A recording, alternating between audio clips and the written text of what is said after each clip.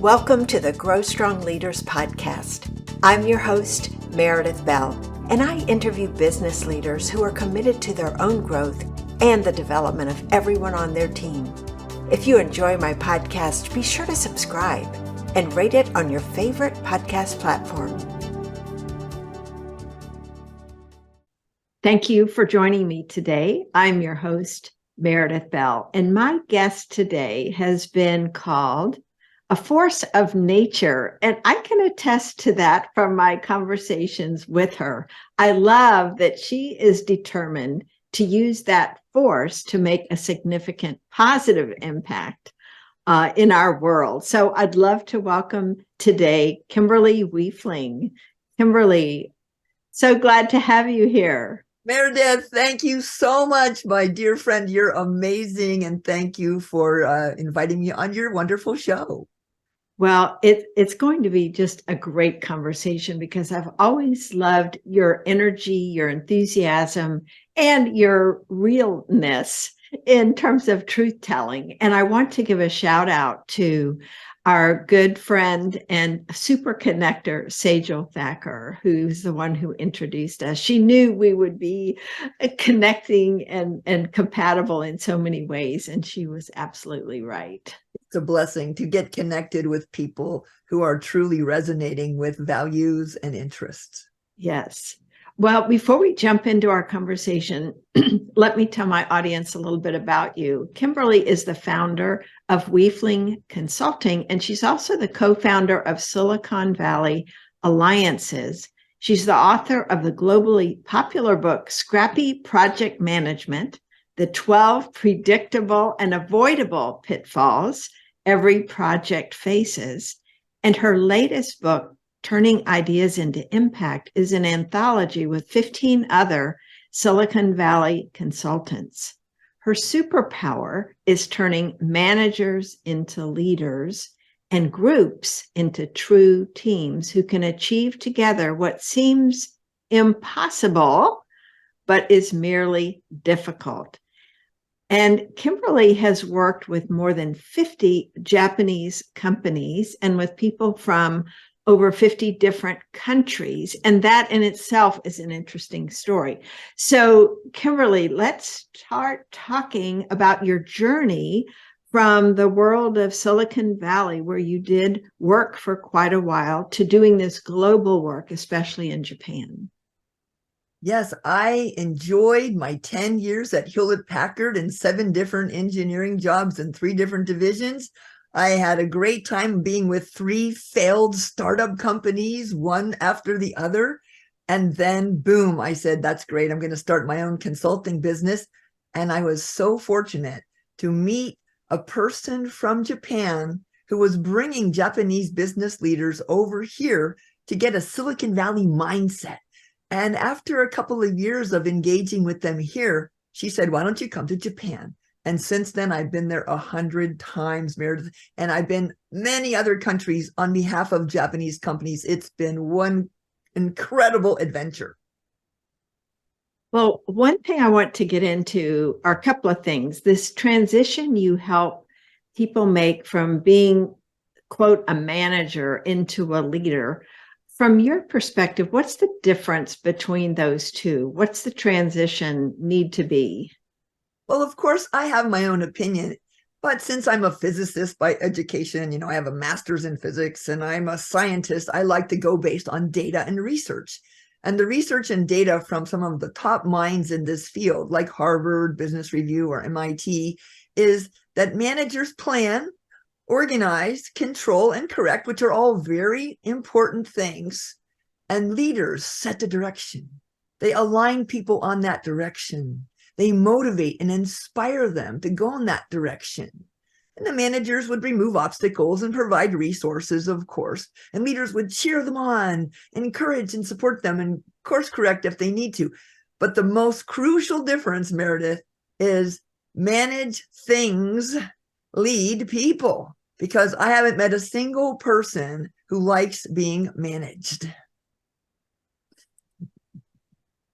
And what do you see as being managed? What does that consist of that people do not appreciate? The worst example would be command and control. Do this, do this, do this. Don't think, just follow my orders. That is the worst kind of leadership. That is just management. And if you do that, well, people turn off their brains. Even smart, talented, experienced professionals who are subjected to command and control stop thinking.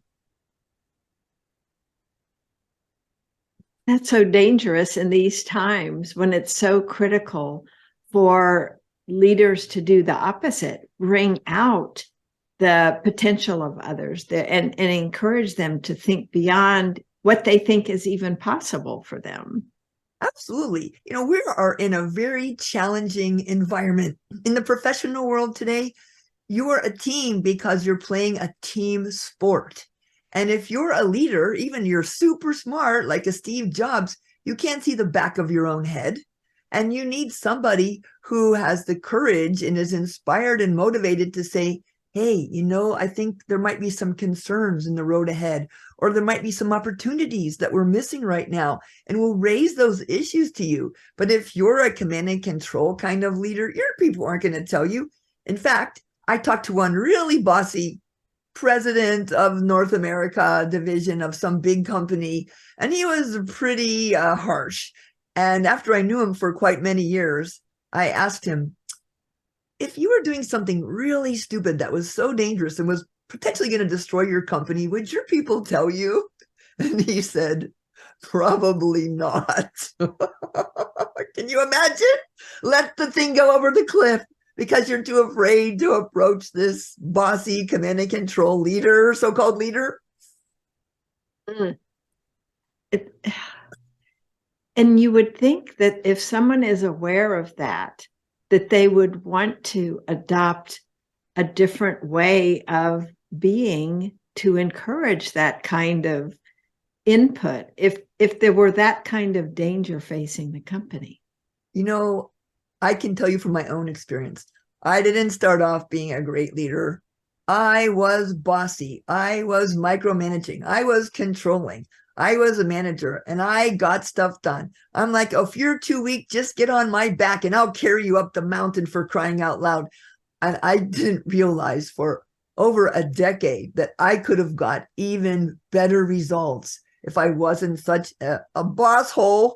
And if I invited people to share the journey, to share responsibility. And the whole process took me about 13 years to finally mature and say, I am going to get results through relationships. I'm not going to choose between results and relationships. That's such an important learning. Were there any specific things that happened along the way that caused you to wake up to this better way of leading? Well, yes. I mean, I realized that I was pretty frequently getting assigned some of the hardest jobs. Like in Hewlett Packard, for example, I'd be put on some really impossible jobs and I would use my forceful style and I would get great business results. But it's like being a hired assassin, Meredith. When you need someone killed, you call the assassin, but you don't want to be seen dining with them. And I realized that they didn't want to have a relationship with me. They just wanted to use me as their weapon. And I remember going back and talking to a group at HP one time years later and saying, if I'd have known the relationships lasted longer than the jobs in this country, I would have been nicer to y'all. And so how has that kind of advised what you do now in your work with companies? Well, since then, of course, I've researched what are the most common causes of failure in teams, because I'm very familiar with the failure in projects, because there's something called a post-project review or a lessons learned, and they're always the same. So then I started researching, okay, what are the failures in teams? And there's some great research that shows, the number one cause of failure in teams, and basically over 80% of these teams failed to achieve their goals because they didn't build trusting relationships. Can you imagine? I didn't learn that. I took physics for 7 years. I never learned anything about relationships or trust or communication. Yeah, that's one of the drawbacks of our educational system, is that those kinds of relationship skills are vital to getting things done, to building trust, and yet zero time is spent on that in most educational programs. And so, what are you finding to be effective ways of helping teams, helping leaders discover these elements that are so important so that they embrace them and actually use them in their work? Yeah, well, what I don't do is tell them, hey, you should change in these ways. Because it's like telling someone who's overweight, you really should eat less and exercise more. Yeah, no kidding. It doesn't change anything. Like you have in your book some wonderful quote from Bruce Lee, right? Knowing is not enough. We must apply. Willing is not enough. We must do. And so me and my team at Silicon Valley Alliances, we facilitate work shock therapy, what I call work shock therapy learning labs. And we put people into situations where they make these mistakes in a safe context. And then they look at them, the results and their behavior, and they say, oh, and then I ask them, where is this happening at work? Yeah, it's happening at work. Geez, maybe we should do something different. Yeah. And so we put them through these experiential exercises according to adult learning theory, which has been proven far more effective than lecture. And eventually they go, hey, Kimberly, you can't trick me anymore. No, I'm going to stop, think, organize, and plan. And then I'm going to ask you, why are we doing this? Who are the stakeholders? What exactly is success through the eyes of the stakeholders and the measures of success? We're going to generate potential options. Then we're going to together choose the path forward. We're going to experiment. We're going to iterate and pivot. And they learn that process. It takes some time, but eventually I can't trick them anymore in the workshop. And then they won't get tricked anymore back at work. Well, I'm curious, are you usually working with intact teams when you're doing these? And I like that, work shocks. So the word is shock, not shop, to really, because I think getting people's attention and taking them out of the norm of what they would expect in a typical training setting. But I'm just curious, are they intact teams where they're learning how to relate to each other differently, or are these people pulled from different organizations or teams? It can happen both ways, but I never call what we do training. It's actually consulting disguised as a workshop, and it's a facilitative thing. The most effective experiences, in my opinion, are when we have intact teams, especially when we can include the executives and the different layers of management. Now, that's a little trickier because you got to take the president aside and say, hey, you're kind of scary. So can you wear some dog ears or some zebra ears, or somehow dress up a little fun, or wear some innovation socks so you don't look so darn scary? Because it's hard for people to openly share if the executives are there and if they're a little dysfunctional. But we also do groups from across the organization. For example, one of our programs, we pull like 25 people from 10 different countries and maybe 5 different divisions, and they'll all come together and they'll realize, ooh, we're all having the same problems in our work. And then when they share their problems, they can learn a lot that can help tremendously in the various divisions, sharing best practices. It's not all what we're teaching, right? It's about them learning from each other, which is far more effective. Sure. Well, the true definition of education, right? Drawing out from someone what they already have within. Yes. And I'm curious about the leaders that you have worked with in Silicon Valley, if you've noticed a difference in working with them compared to, say, leadership or team groups that you work with in Japan and other countries. Well, absolutely. Now I'm talking averages here, and you have to be a little careful because my head's in the oven, my feet are in the freezer. On average, I feel fine. So I'm just kind of talking in averages. It doesn't apply to every individual. But in Silicon Valley, we call failures prototypes. We think experimenting, taking necessary risks, learning from mistakes is kind of part of the whole culture. The design thinking, the iterative approach, the pivoting and reinventing, the disruptive transformation and leaps. Those are much more common in my experience in Silicon Valley because it's more psychologically safe. There's no shame in saying, yeah, I was part of 3 failed startups. Of course. Mm-hmm. Whereas Japan, these other countries, what do you Well, see there? I don't know every country, but I would say even in the US, right? People don't long for mistakes and risks and failure, but in Japan, failure is fatal. I mean, you got to take a sword and commit seppuku and spill your guts out in front of you. And I think it's really important to remove the shame associated with failure. And that's what I do when I work with my Japanese clients. They're mixtures of people from many different countries because these are very global companies. But I got to tell everyone there, especially the Japanese, oh, by the way, in my workshop, you have to make at least 3 mistakes every day or you fail this program. And they're like, I have to make mistakes or I fail. I'm like, yes, my assistant, she is watching and she'll be writing down. So please make sure you tell her when you make mistakes. And like literally, Meredith, they will shout out to me from across the room a couple hours later, Kimberly-san, I made a mistake. Please write it down. I'm like, okay, I got it. Because they have to understand, take necessary risks, not crazy, ridiculous, ruinous risks, necessary risks, learn from the mistakes, mind those experiences, experiment, prototype, and fail forward.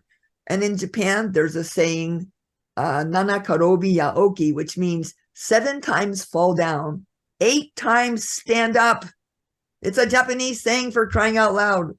Mm-hmm. Well, it goes back to persisting, right? And Yes. just not giving up. I love that. Yeah, right Let's on. you use the word culture, and I know that you work a lot in organizations with the ultimate goal of creating a culture where people thrive. And I love that focus. You know, it goes back to your being a force of nature for good and what the impact you want to have. You don't want to just have one individual, you know, have an awakening, if you will, or see things, but you'd love to have it permeate. What are you seeing are some of the best ways to impact culture? Well, culture is like the air we breathe. It's invisible, but it impacts everything. And there's 3 different versions of culture that I work with. Culture from the past, your DNA, the founder's stories, and the past, the history of the company. And there's some very powerful stories that can be very positive in influencing today's experiences and beliefs of your people. But some of the stories from the past can also damage. Like, ooh, you know, last year when someone made a mistake, they got fired. Or, ooh, last year when someone brought that up to the president, they were really, really mad. You know, if you have stories like that from your past, you're going to have a hard time establishing a healthy culture. And then there's the present, you know, our values in action, not some piece of paper we hang on the wall, but what are our values and what does it look like when people are living them? And then what does it look like when we're violating them and how do we get back on track? And what would you fire your best engineer for, your best salesperson for? If you don't have something that you would fire your best performer for violating, that you don't have real values. And so I think it's important to understand that you have to live it and breathe it. And then, and also in the present is, hey, how does the place look when you walk into work? Like I visited some place in Japan called Woven Planet, Toyota Research Institute. And it looks like a playground. It has exciting things on the wall. It has all kinds of interesting decorations, kind of like when I walk across the Google campus or the Facebook campus or any of these other Silicon Valley companies. You walk in and it's like, where am I? And that changes how people think and feel. It's called priming. So you design the environment to support what you want. If you go in and it's very formal and stiff and quiet, like a bank or a bunch of accountants sitting there, then people behave differently than if there's beanbag chairs and there's free food and there's a dinosaur over in the corner. So you have to create that culture like that. And then there's some shared aspirational goals. Do you have a purpose beyond profit? Do you have a mission that matters, that makes people feel their job is important? And that also has a huge impact. People come to work to contribute to the mission and the purpose, not just to get a paycheck. Those are some of the important aspects of culture, and there are much more subtle ones. Mm-hmm. So what do you do to help a company assess what its current culture is and whether or not they're satisfied with it, if it, feels right, or how people feel being in it? How do you help them identify where they are now? Well, there are some cultural assessments, if you want to be analytical about it, that can tell you what kind of organization you have. But I think one of the most effective things you can do is just measure employee engagement.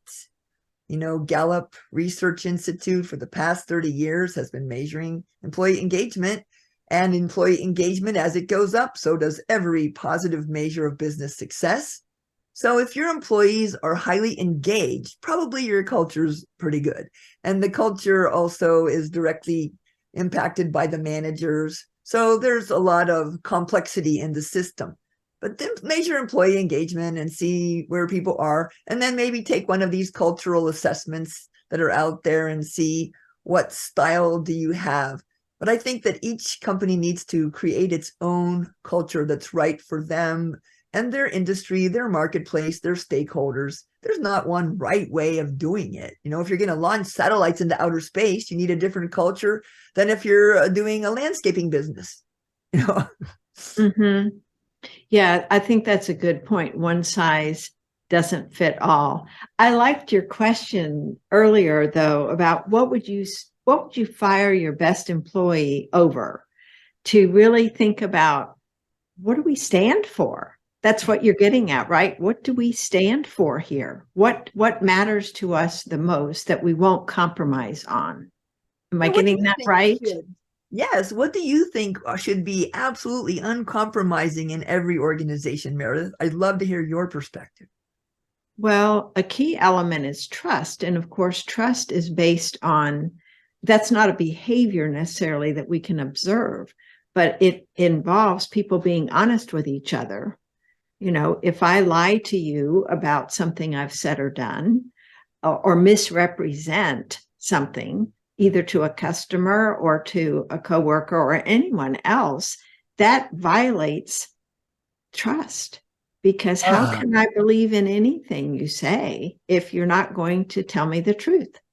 It's so funny because I ask people to brainstorm dark side, and I put on my little devil horns and I say, hey, let's imagine all the ways we could damage or destroy trust. And there's so many. And I say, don't just think about other people. Think about how you personally can and have done it. And then we talk about how to build trust by just reversing all of that. And then we ask this question: how long does it take to build trust? Oh, weeks, months, years. Yeah, a long time. How long to break it? 1 second. Yes, 1 second. So it is so crucial that leaders understand you have got to be really, really careful to make sure you build, strengthen, preserve trust. And when, not if, when you screw up, you got to come out and say, oh my gosh, my bad. I am so sorry. And I did recently have a little meltdown and inappropriate expressions of my consternation that I had to fix with my team, my Silicon Valley Alliances team. They're so wonderful. They actually forgave me. And then I went in front of the group we were with and I said, I want you to learn from this. this is what I did. This is what my team did. And here's how we're recovering from it. It happens to the best of us. Mm-hmm. You're bringing up such an important point, I think, for leadership, which is modeling for others the behaviors you want to see in them. Because we can't expect others to perform at a certain level or in a certain way if we ourselves aren't willing to do that. I love that, and so respect the fact that you owned it with the group where it happened, but also then publicly talked about it as a way to help others see what does it look like when you own it. You tell me if this is right. Seems like there are a lot of leaders that are afraid to admit mistakes for fear of losing respect or looking bad, when in fact just the opposite would happen if they would apologize. Absolutely, you're correct. And I call that making yourself vulnerable. And the number one way that leaders can build trust with their people, with their team, is to make themselves vulnerable. And one of the things that I ask executives to do, if they're going to participate in some of these programs that we do where they're included, is to start with a moment of vulnerability where they say, hey, here's a mistake I made, and here's what I learned from it. And here's the challenge I'm facing, and here's something I don't know how to do by myself, and I need your help. Leaders asking for help, making themselves vulnerable. First of all, it quiets that little imposter syndrome voice in our heads that says, oh, I'm not good enough. It's like, hey, they are a wonderful, incredible leader and they screw up too. Holy cow, maybe there's hope for me. So it's so crucial, and it creates psychological safety. And then when you make a mistake, you don't have to hide it, cover it up. You can say, oh, hey, people, I screwed up. I need help. Mm-hmm. That I don't know how to emphasize strongly enough what you just said.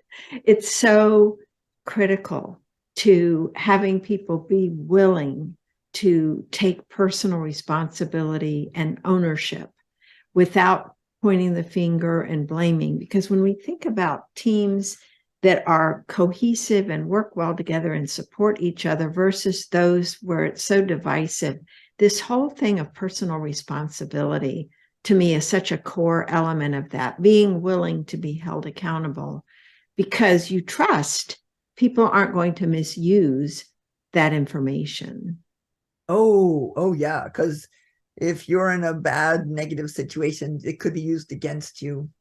I mean, really, there's still so many really negative things going on in the workplace. I don't see it so much anymore, but even 5 or 10 years ago, I would get a phone call or an email that said, hey, I was with one of the graduates of your program, and he was out at dinner with some of his people, and he physically struck them, because that was typical in Japan. It's called power harassment.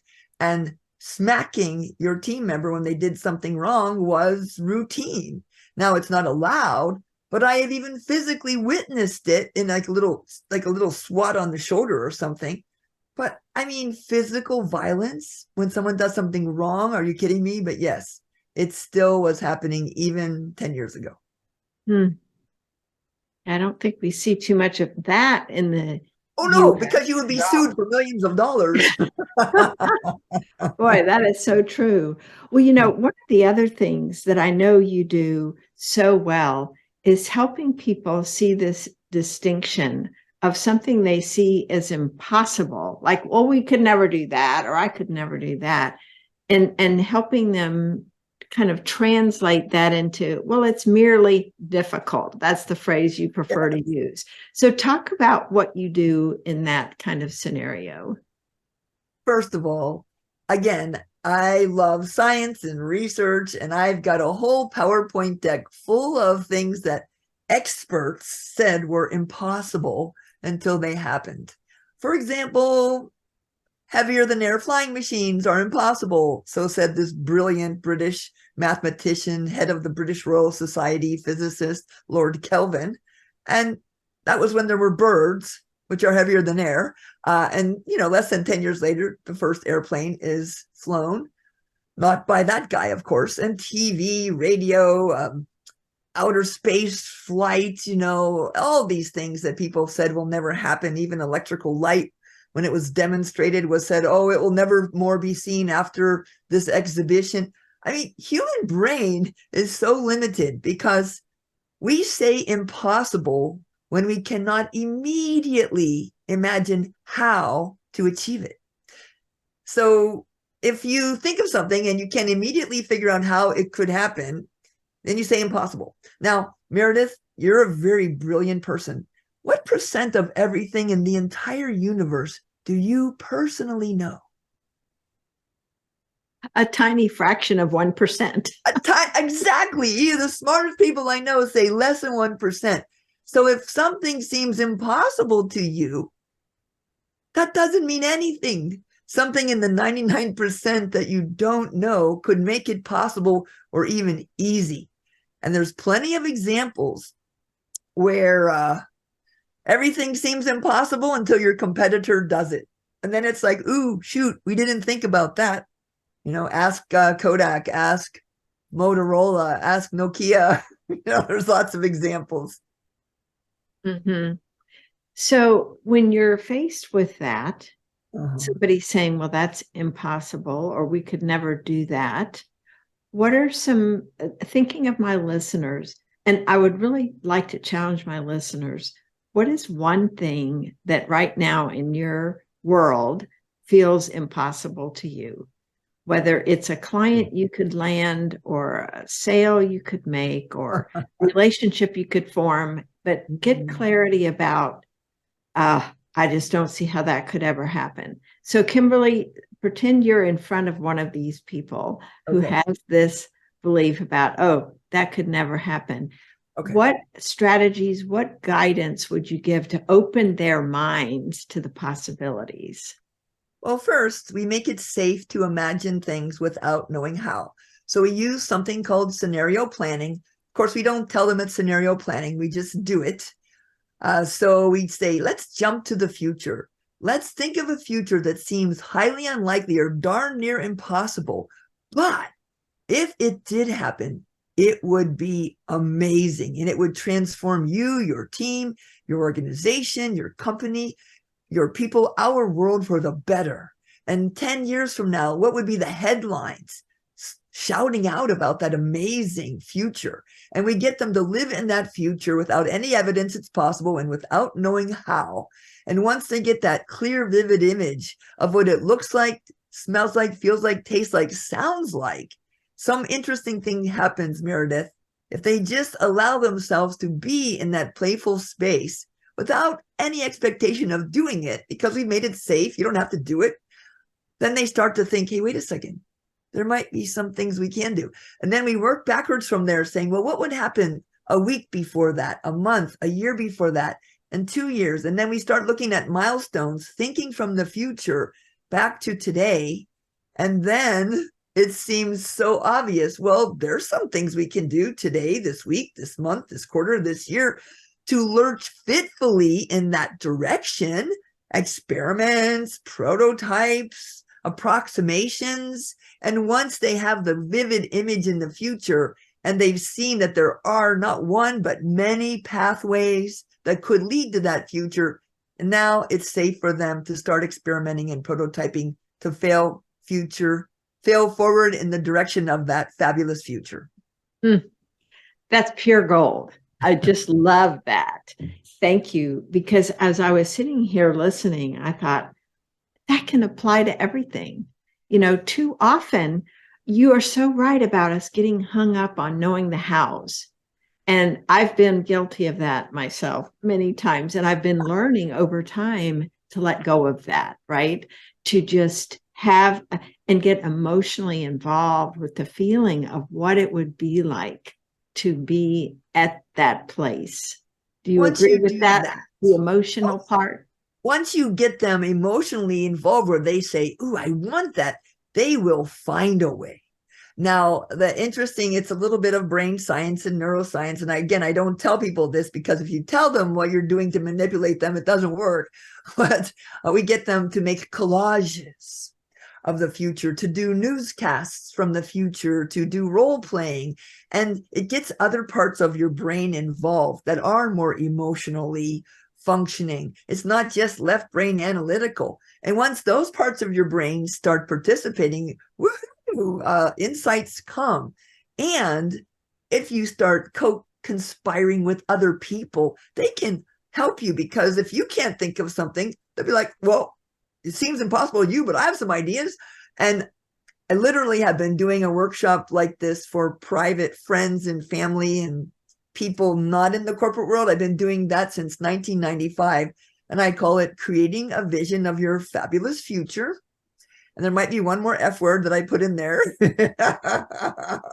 and we make collages, we do dreams, 5-10 years out. We speak the stories from the future. We have everyone going, sure, why not? We do generous listening, like you say, listen to understand and let the other person explore, even if it sounds like it's crazy nonsense.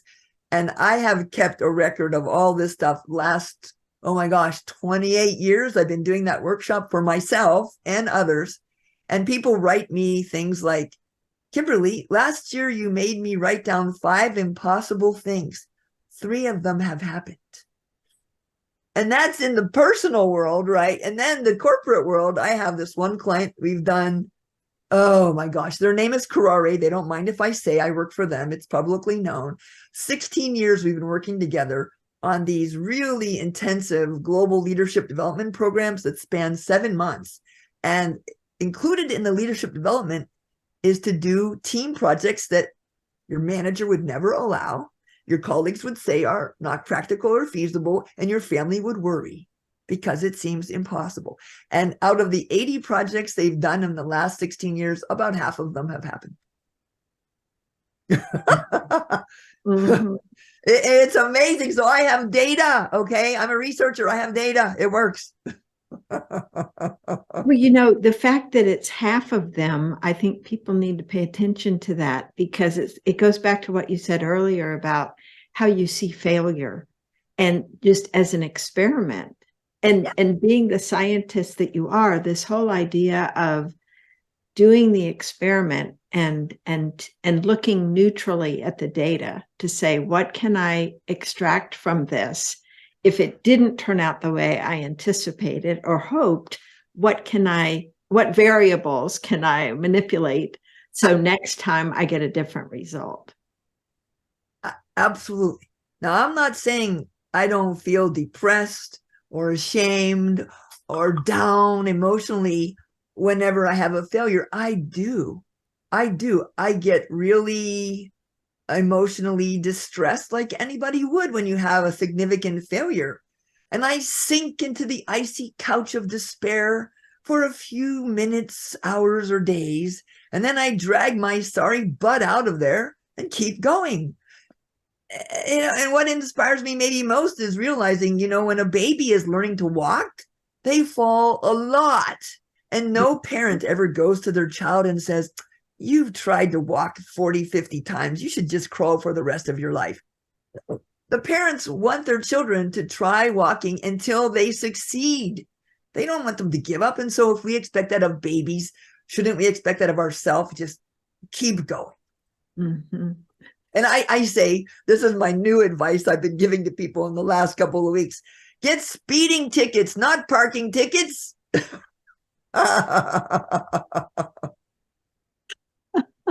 That's a great image.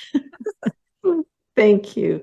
Kimberly, we could talk another hour, I know. Since we need to wrap up, is there something else we haven't covered yet that you feel you would like to share with my audience that might be helpful and tie this all together? If you are a leader facing seemingly impossible challenges and you go to your people and say, hey, I don't know how, and it seems very difficult or maybe impossible, but if it were possible, blah, blah, blah, and create that future and have them help you co-create that fabulous future, and then you ask for their help, you are going to be amazed. If you just sit there and try to figure it out yourself, you're doomed. because you know less than 1% of everything in the entire universe. If you go to people and say, that's the mountaintop, we want to climb it, I have no clue how to do that. I can have a few ideas where to start, but without your help, I got nothing. And then your people, if they feel safe, if you've made it psychologically safe for them to contribute and to say things that might not work and experiment, then they will help you. It is a team sport. Stop playing solo in a team sport. We need to invite that kind of collaboration and hook arms and go together to the fabulous future, not trying to hold them on your back and carry them up the mountain like I used to do. That's great. I love that. Thank you for sharing that. Thank you for sharing so many things today that are so valuable for me personally and my audience. Kimberly, you really are a wonderful force of nature. Thank you for who you are and how you show up in the world. I would love for you to share how people can connect with you, learn more about the work that you're doing, and also get copies of your books. Right. Well, just like you and your wonderful books, Meredith, I have books on Amazon. If you go to Amazon, any of the Amazons around the world, and search for Kimberly Wiefling, you'll for sure find Scrappy Project Management. You'll find a number of other Scrappy books that I edited, but I did not author, and then some collections from various authors collaborating. And another book that really captures the organizational culture is a workbook. So go to Amazon, check it out, or go on Google and type in Kimberly Wiefling. If you spell my name right, there's only one of me on planet Earth.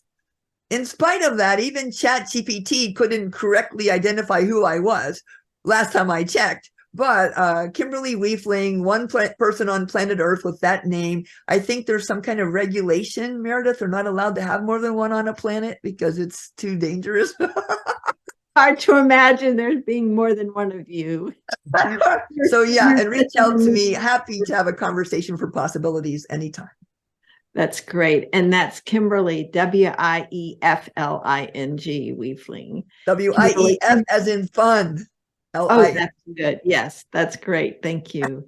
Okay. And thank you again for being my guest today. I'm so glad you're in my world now, and look forward to many more wonderful conversations. Truly a pleasure, Meredith. And thank you for what you've contributed in your peer coaching book. We use thinking partner teams to take what people learn and connect it into action. If you just go to a workshop and go back, maybe 40% chance you'll do something. But if you create a thinking partner team, peer coaching, and help each other, hold each other accountable, 90% chance you will do something to make a better world. So thank you for what you've contributed, Meredith. Oh, that's great. I love one more point of alignment for us. That's great. Thank you, Kimberly. Thanks for tuning into my podcast. Now head over to growstrongleaders.com and check out our 2 books, Connect with Your Team and Peer Coaching Made Simple. While you're there, download the free facilitator guide to find out how to implement our unique peer coaching system. Until next time, I'm Meredith Bell.